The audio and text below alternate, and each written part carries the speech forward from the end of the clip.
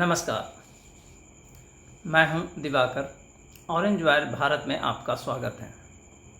आज हम बात करेंगे बांग्लादेश और पाकिस्तान में हो रहे काफिर हिंदुओं के नरसंहार के ऊपर। ये बात करना इसलिए भी ज़रूरी है कि इस पे भारत सरकार की जो आपराधिक चुप्पी है, वैसे केवल इसी सरकार की नहीं है। 1947 के बाद हर हिंदू राजनेता और भारत की हर सरकार बांग्लादेश और पाकिस्तान में लगातार जो काफिर हिंदुओं का नरसंहार होता आ रहा है उस पे चुप रहा है, कभी किसी ने कुछ नहीं बोला है।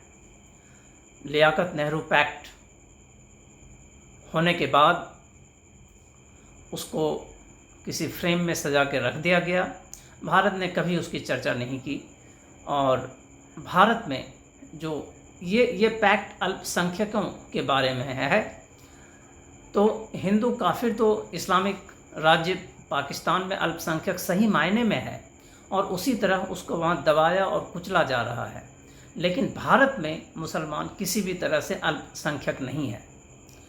वो तो राजनैतिक ताकत की वजह से समूचे हिंदू राजनेताओं पे और यहाँ का जो पूरा राजतंत्र है उसको एक तरह से उसका शोषण अभी भी कर रहा है।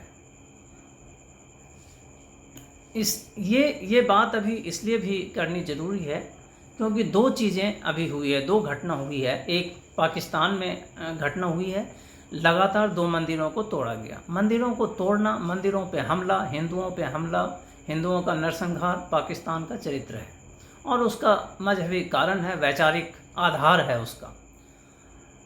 लेकिन स्वीडन में अभी एक घटना हुई जिसमें एक पवित्र कुरान के ग्रंथ को स्वीडन के कानून के अनुसार वहाँ के एक एक्स मुस्लिम ने उसके साथ अभद्रता की। और पाकिस्तान घटना स्वीडन में हुई, जो कि उम्मा है, मुसलमान पूरी तरह से एक उम्मे का सदस्य है। एक संपूर्ण विश्व में जितने भी मुसलमान हैं वो एक दूसरे से अपने आप को जोड़ा हुआ रखते हैं, जुड़े हुए हैं। इसलिए घटना स्वीडन में हुई, प्रतिक्रिया हर एक मुस्लिम राज्य में हुआ, जहाँ जहाँ मुस्लिम राज्य 55-56 जो देश है उसमें। और उन सब ने मिलकर पाकिस्तान के साथ पाकिस्तान ने यूनाइटेड नेशन में एक रिजोल्यूशन, एक प्रस्ताव रखा कि स्वीडन की इस घटना की निंदा की जानी चाहिए। जबकि स्वीडन का एक अपना कानून है और उसको freedom of religion and freedom of expression कहते हैं। उसके तहत उसने ये कार्य करने का संवैधानिक ताकत है वहाँ की नागरिक को, जो परमिशन लेके इस तरह के अपने भावनाओं को व्यक्त करते हैं। वो गलत है, सही है, इस पे यहाँ मैं चर्चा नहीं कर रहा हूँ। वो जो सुनने वाले लोग हैं, दर्शक हैं, वो निर्णय करें वो घटना गलत है या सही है। मुझे उससे कोई लेना देना नहीं है। मुझे इस बात से लेना देना है कि इस्लामिक राज्य और पाकिस्तान की सहायता से जो प्रस्ताव यूनाइटेड नेशन में आया उस घटना की निंदा करने के लिए, उसे भारत सरकार ने भी अपना समर्थन दिया। मुझे इस बात से चिंता है, भारत को इस बात से चिंता होनी चाहिए, भारत के काफिर हिंदुओं को इस बात से चिंता होनी चाहिए, इस बात से सरोकार होना चाहिए, क्योंकि ये उसके जीवन का प्रश्न है। ये भारत के काफिर हिंदुओं के जीवन का प्रश्न है। कोई भी देश अपने नीति के हिसाब से, अमेरिका, फ्रांस, यूरोप, इन सब ने इस प्रस्ताव के विरोध में अपना मत प्रकट किया। यहाँ तक कि नेपाल भी अपने इस तमाम प्रस्ताव के जो वोटिंग था उससे अपने आप को अलग रखा। लेकिन भारत, जहाँ भारत के भीतर भी काफिर हिंदुओं के साथ अन्याय हो रहा है इन्हीं विचारधाराओं के आधार पे, और बांग्लादेश और पाकिस्तान में तो, बांग्लादेश में तो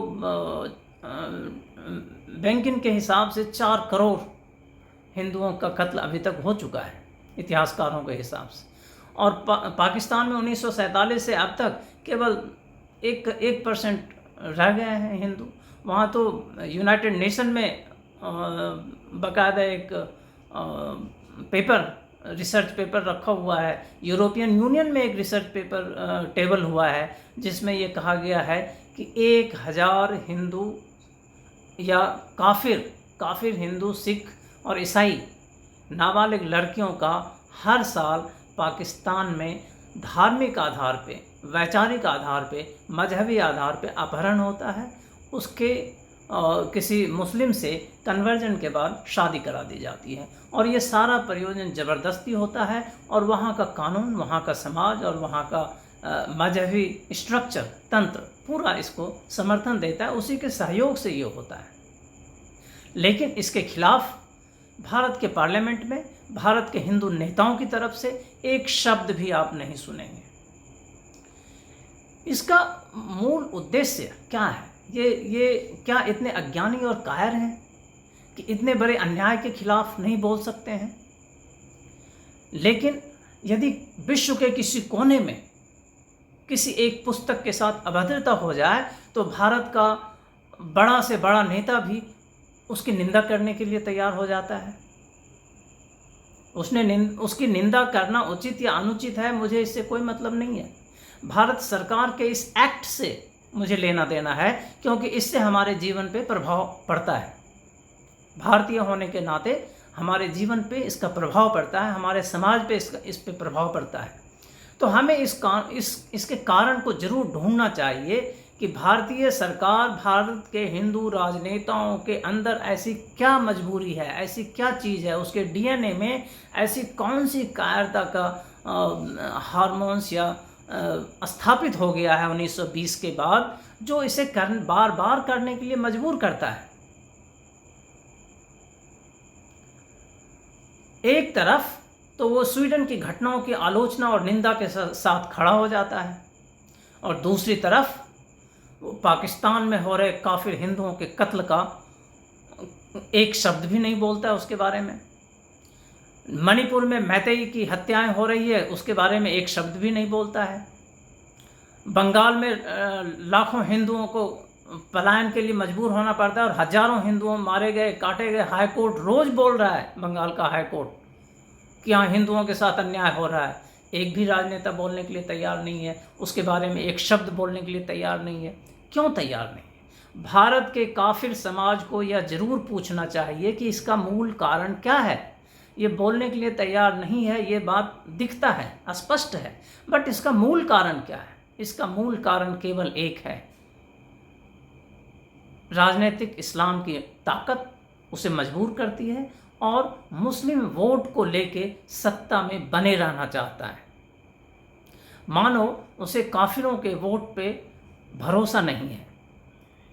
शायद वोट की राजनीतिक गणित में काफिरों के वोट का महत्व कम है और मुसलमानों के वोट का महत्व ज़्यादा है, ऐसा हिंदू राजनेता समझते हैं। इसीलिए ऐसा व्यवहार स्पष्टतः परिलक्षित होता है, चाहे वो यूनाइटेड नेशन में हो या भारत के भीतर हो या बांग्लादेश में या पाकिस्तान में। लगातार काफिर हिंदुओं के नरसंहार के मामले में हो, वहाँ ये सारे के सारे ये सारे के सारे हिंदू राजनेता शब्द विहीन हो जाते हैं। लेकिन यदि कोई काफिर कोई सही बात भी कर दे तो उसके खिलाफ वो खड़ा हो जाते हैं, उसके खिलाफ उसे ताकत आ जाती है। अभी हाल में ही कई घटनाएं आपने देखी, इससे जुड़ी हुई घटनाएं, जिसमें 7-8 काफिरों का सरतन से जुदा किया गया। तो भारत के काफिर समाज को ये समझना पड़ेगा कि उस अपने नेताओं के ऊपर दबाव डालने के लिए काम करना पड़ेगा, जागरूक होकर उसके खिलाफ प्रतिकार करना होगा, ताकि वो काफिर हिंदुओं के कत्ल के बारे में भी बात करे, उसके नरसंहार के बारे में भी बात करे।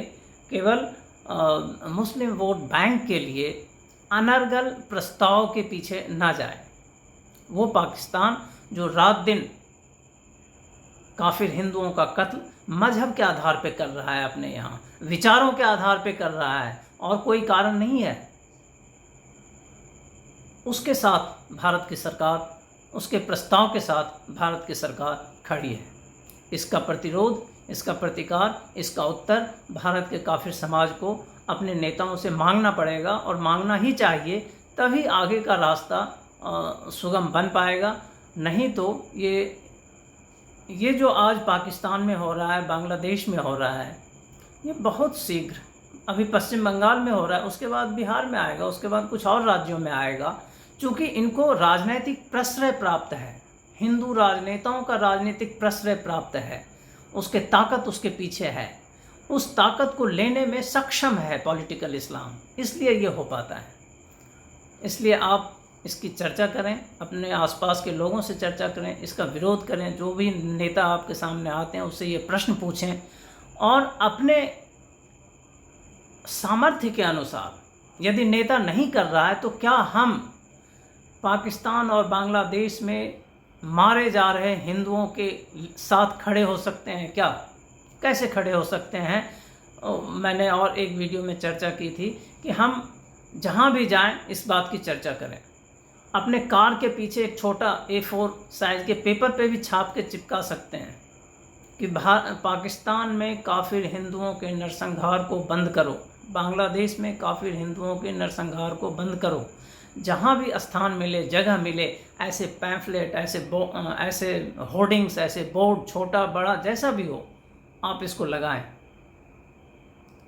इससे धीरे धीरे एक जनमानस तैयार होगा और जनता की ताकत जब एकत्रित होगी तो इन कायर राजनीतिज्ञों को भी बाध्य होना पड़ेगा इसके बारे में समझने के लिए।